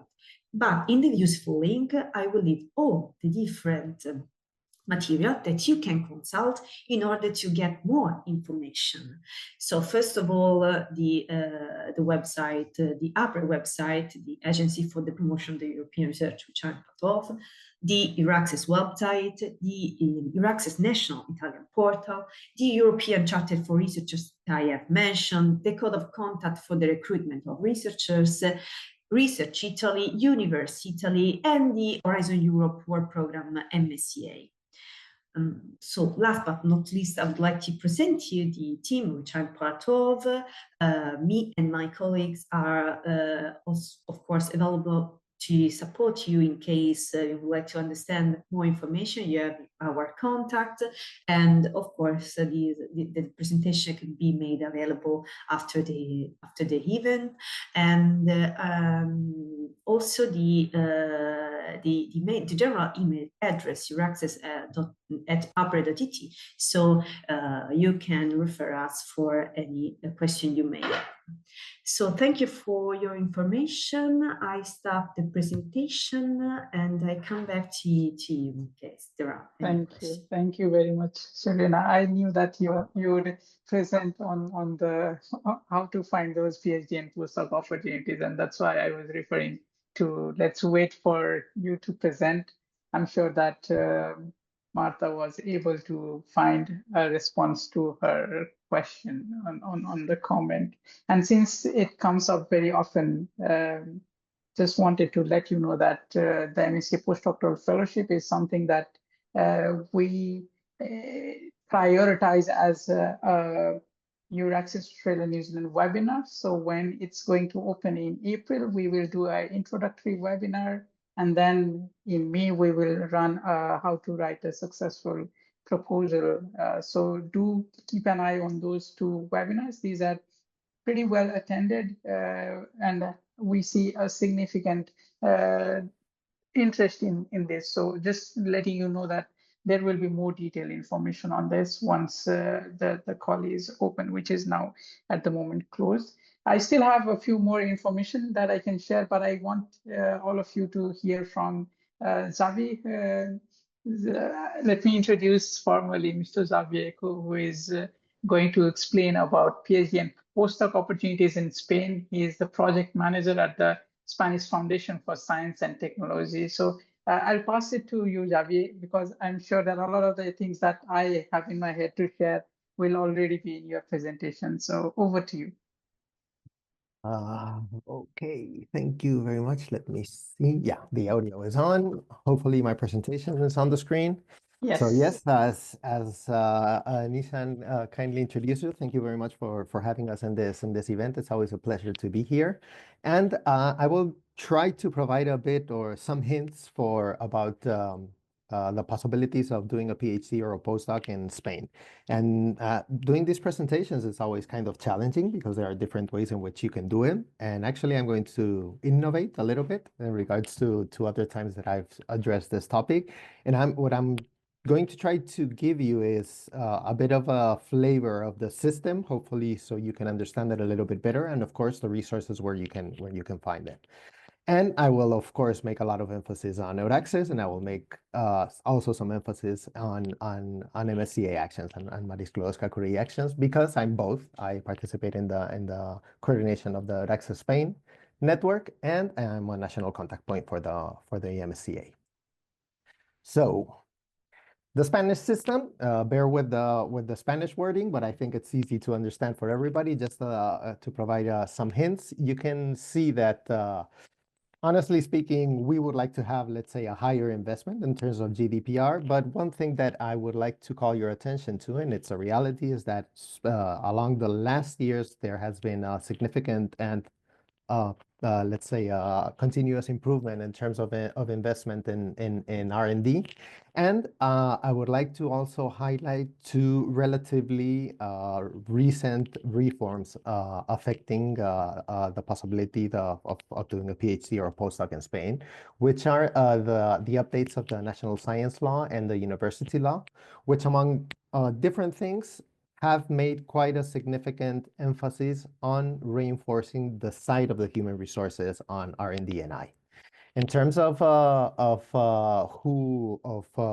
performers, you can see there that we have almost 60% of companies doing the R&D in Spain, and around almost a similar figure, around 40% between universities and public research performing organizations. And actually, if we look at the actors that we have in the Spanish R&D and I system, you can see there that we have quite a number of public and private organizations, which will be, are closer to, let's say, my reality. because the foundation is part of this of the public system. But as I mentioned, the private research performing organizations and company also have a significant amount of activity. In terms of numbers, especially of this public and private part of the actors, you can see there a number of key figures. I will be focusing most of the time in the public research performing organizations and on the universities when it comes to speaking about the positions. But you can see that we also have quite a number of health research institutes. We're also proud about our network of singular scientific and technical infrastructures. And one thing that also we share with some other countries is that we have a network which is called the SOMA Alliances of centers and units of excellence. And these are centers which are normally research performing organizations, either national ones or the regional ones, and departments or units within these organizations or within the universities, which are evaluated annually by international prestigious researchers. And they're provided this seal of excellence by recognizing their level of international activity, their capacity of attracting funding, and so on. And as you can see there, currently we have 68 of these Severo Ochoa or Maria de Maeztu, that's the name where the SOMA comes from, of these such units and centers. A couple of things, particularly linked to what I mentioned about the efforts that are taking, which are a reality right now in Spain, about reinforcing or boosting the side of the human resources capacities of our R&D and I systems. You can see that that strategically our national plan, since some time ago, we have kept it aligned with the European framework priorities. So currently the key priorities would be on sustainability, digital transformation, and green energy and innovation. Nevertheless, there's activity at all fields, and actually I will try to address that question about the social sciences from our side with some indicators that I have at hand. And in terms of the employment, you see that currently we have 282,000 full-time equivalent personnel connected to R&D and I in all the fields, in the private sector and also in the public sector. And one thing that is that I will focus quite a lot during the presentation is the efforts which have taken place in that the updated science law and the updated university law about aligning the career or the research possibility in Spain with the European framework of researchers, which probably along these 5 days maybe you have mentioned, but just as a reminder, we're talking about these three categories, R1 to R4, in which basically R1 are PhDs, R2 and R3 are postdoctoral with different levels of experience. The R2 are not fully independent. R3 have achieved already the level of independence, and then R4, which would be like the leaders of the research field. And this is quite an important effort from my point of view, because it provides, let's say, it makes the system more understandable and, let's say, more compatible at international level, and thus making it more accessible for researchers who would be interested to have some part of their research career in Spain. In that sense, there's something that, let's say, that needs to be understood. There are two main status that you can have as either a PhD a candidate or as a postdoc, but let's say as a scientist in general in Spain, you can have a permanent position or a non-permanent positions. And this is strongly connected to the source of funding. So normally the non-permanent positions are connected with external funding, so with programs and with fellowships and so on, which I will mention. But then you also have these permanent positions, which are normally connected to structural funding of the institutions, and of course are, let's say, are decided by the priorities of each of the institutions in which fields they want to offer these possibilities. As it was mentioned by several of my colleagues before, and very nicely explained by Serena how the tool works. Of course, we also have the possibility of looking for positions. If you would have to ask me, where can I find the PhD position? Where can I find the postdoctoral position in Spain? My immediate reply would be on the EURAXESS website, where you can, with all those functionalities that have been so nicely explained by Serena, you can look for vacancies which might match your profile. I show you there in terms of figures. We're not on the top 3, but still we're doing fairly well in terms of the number of positions which we published. Here you can see that along 2024 up until today, basically. We have published more than 8,000 positions in Spain. And one thing that I would like to highlight is that I was very pleased to see that the last time that I participated in one of those events and I offered a similar information, on that year, which I think it was 2022, we were talking about less than 5,000 positions. So it's nice to see that actually Spanish institutions and Spanish organizations are more and more using the EURAXESS website to publish. And in that sense, I relate back to the university law that I mentioned at the beginning, because one of the things that was also included in the current university law is the obligation of the Spanish public universities to publish every single position, regardless of being temporarily linked to external funding or being permanent related to structural funding, the obligation of publishing everything in the EURAXESS portal. This is happening basically right now along this year, and actually the universities are still struggling a little bit of finding the best way of actually doing this. But the good news is that eventually all university positions, Spanish university positions, should be available there in the EURAXESS jobs website. And then one thing which is I always say when I speak about this is the jewel of our crown, our pride from the side of EURAXESS Spain and of our national portal, which is a section that I have linked there and which we call Science in Spain. And basically in Science in Spain, what we try to provide is a bit this overview of anybody who's interested or thinks that Spain can be a possible destination in order to have some part of his or her research career, to try to provide as much information as possible in order to make the system accessible. So you can see there that we have information about the funding opportunities, about the system itself, some of the figures that I showed you at the beginning, some connections also with MSCA, which is a very important tool in this sense for Spain, like for other European countries. But really the key document, this jewel of the crown that I mentioned, is the career path, which is a periodic document that we have been doing basically every year and a half or so. And we are currently in the 7th edition, which was published at the beginning of this year, 2024. We will be doing another update at some point when we have the possibility along the first quarter of 2025. And this career path, what you can find are basically 2 different pieces of very important information in order to understand or to see which are these PhD and postdoctoral possibilities.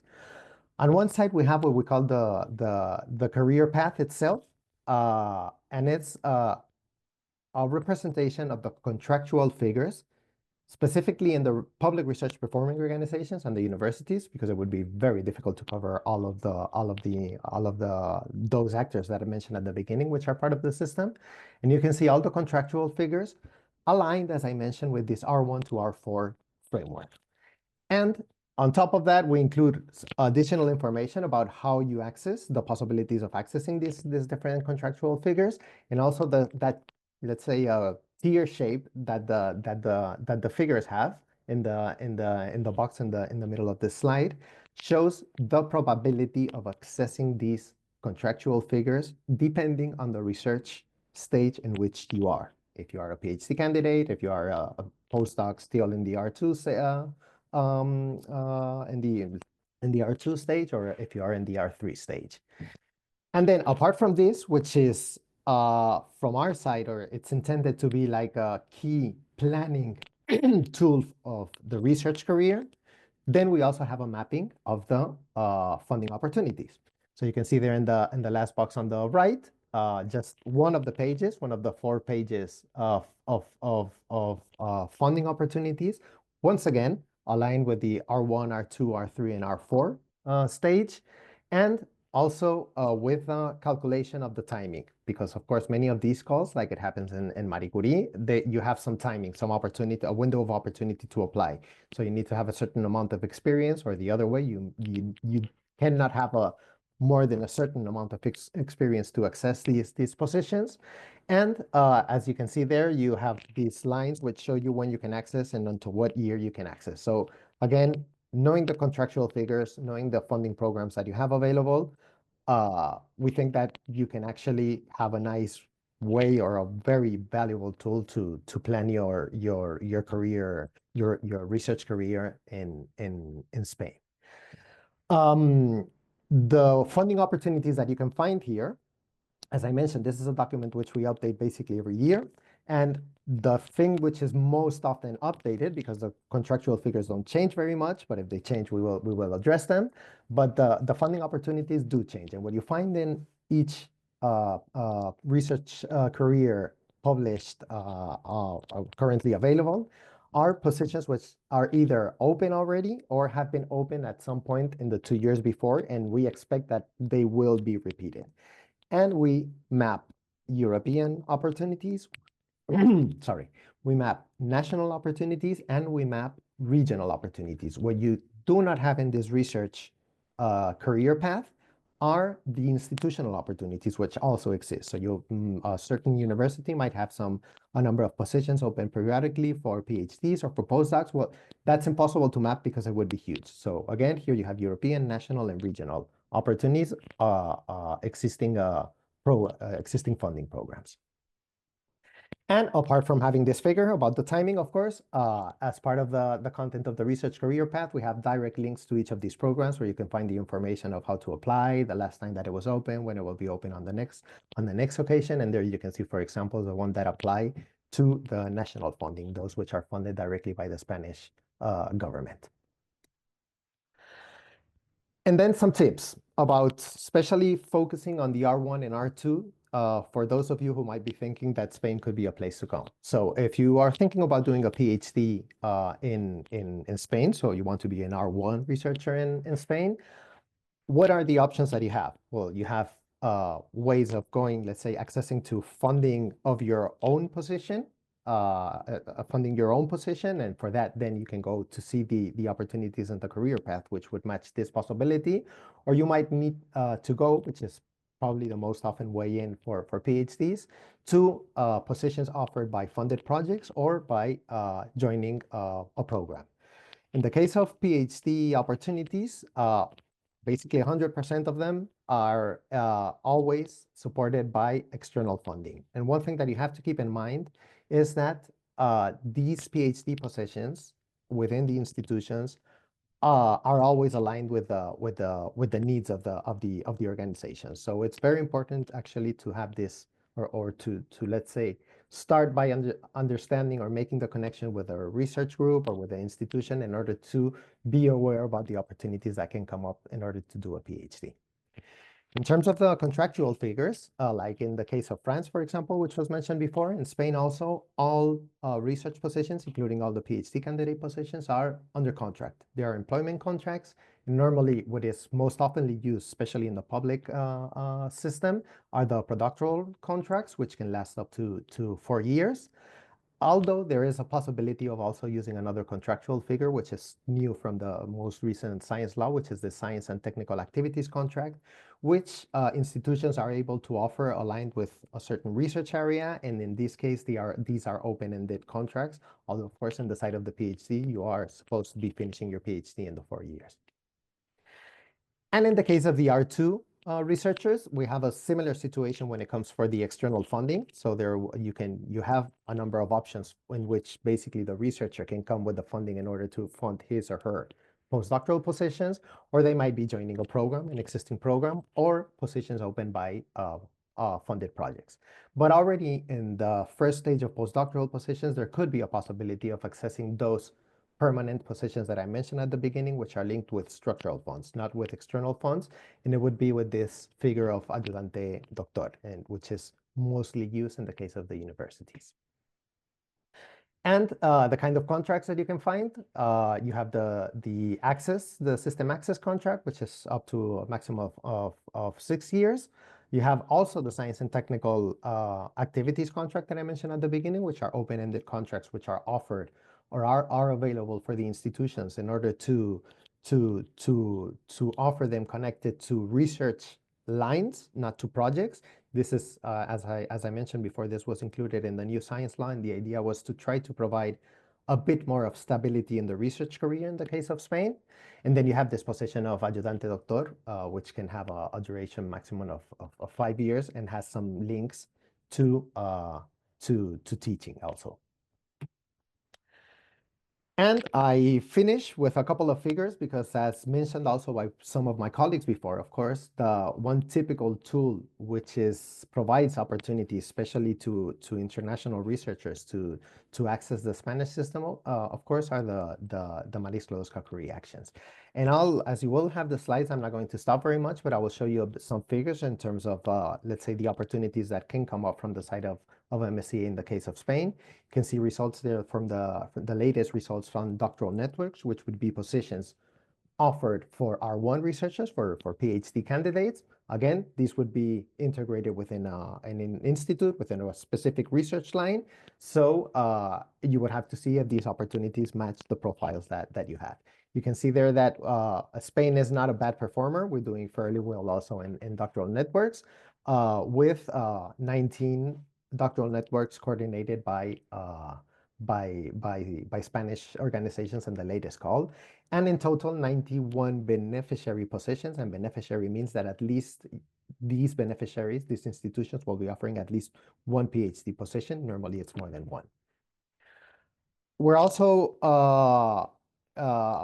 good performers in the co-fund program, which is another program which basically gives funds to the institutions in order to set up either PhD programs or postdoctoral programs to recruit PhD candidates or postdoctoral researchers. And in this case, Spain is one of the top performers. And you can see there that in the last call, we had 5 postdoctoral programs granted and 2 predoctoral programs granted. And again, these translate into a number of positions. In some cases, many like very big co-fund programs, recruiting maybe up to 40 researchers or something like that. Others might be smaller, recruiting maybe 5, 10 researchers. But at the end, it's a significant amount of positions. And where can you find the information? Again, back to EURAXESS. In case you don't know it, both in doctoral networks and co-fund programs, they are obliged to publish those positions when the calls are open in the EURAXESS website. You will probably find in some other places because these projects, they make strong efforts of attracting international participants. I mean, they have the obligation of making this open, transparent, and merit-based recruitment that Serena also mentioned. So they can appear in many places, but for sure they will be appearing in the EURAXESS website. And then finally, the postdoctoral fellowships, which is one of those ways in which postdoctoral researchers somehow can bring the funding in order to support or to fund their position in an institution. And you can see there that among the member states in the last call, Spain has also obtained quite a number of postdoctoral fellowships. And in the current call, which is being evaluated right now, and we will not know the results until 2024. Also, among the member states, we also have been seeing that we have been also once again the top, let's say, country in presenting proposals. We'll see how the results go afterwards. And in case I mean, probably you've mentioned it somehow, but the way that you prepare the postdoctoral researchers is a postdoctoral fellow, or the candidate to become a postdoctoral fellow teams up with in this case, a Spanish institution, a Spanish supervisor, and they prepare together a project in order to fund this up to 2-year positions of postdocs. And where can you find opportunities of institutions which are interested in matching up with a postdoctoral researcher in order to prepare a PF proposal? Well, in the case of Spain, the institutions use systematically, again, the EURAXESS website, particularly the hosting opportunities. So when we reach April and the call opens, or even before, at the beginning of the year, we will start seeing that in the hosting offers, many research teams and Spanish institutions start offering. We are doing these lines of research, and we're interested in finding a postdoctoral researcher in this area or with this expertise in order to prepare an MSc, a postdoctoral fellowship.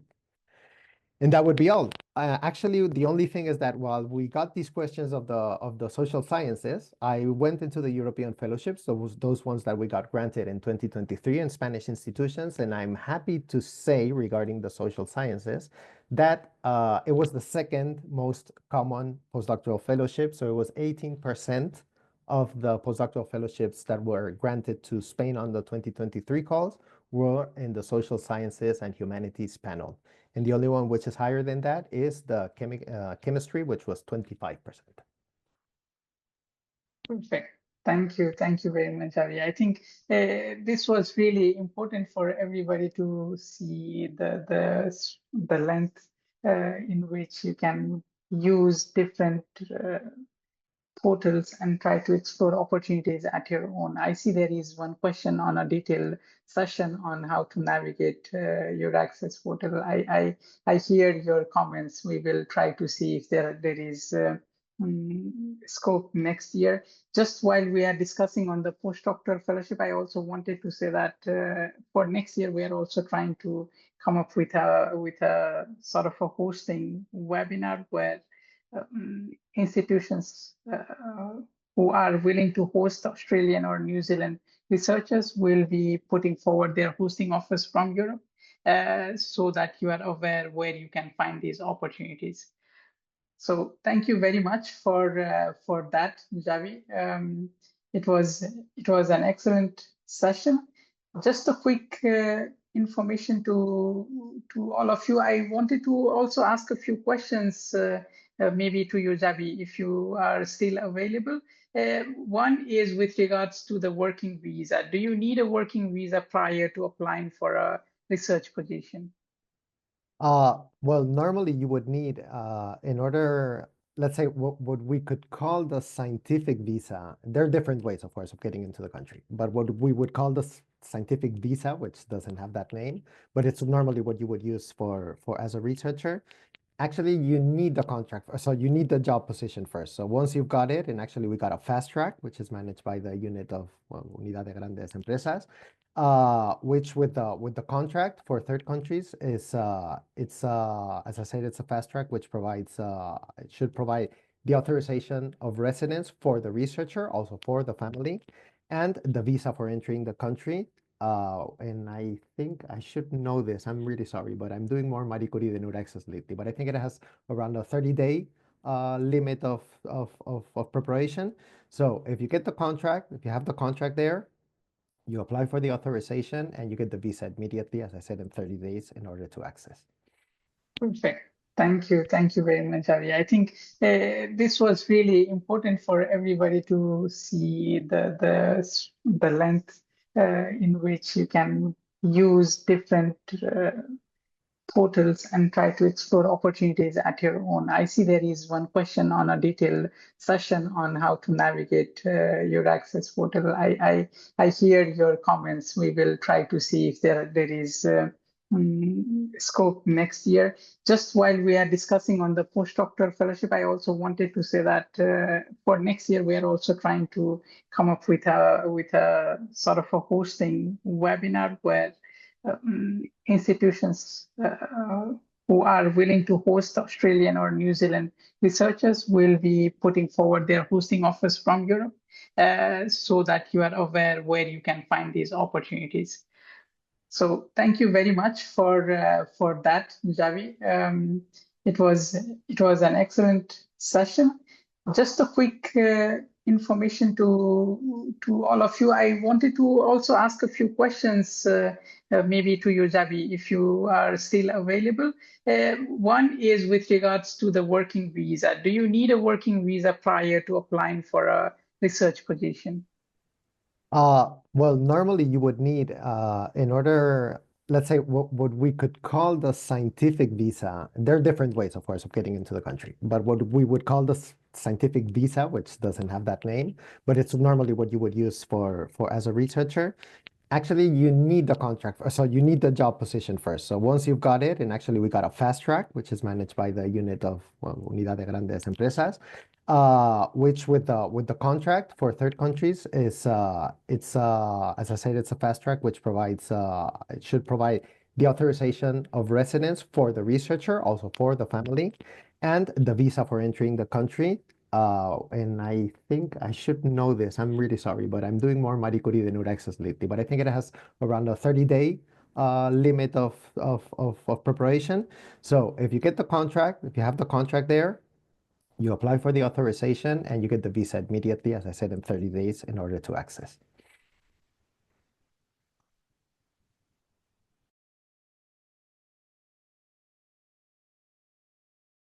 You're muted, Nishant.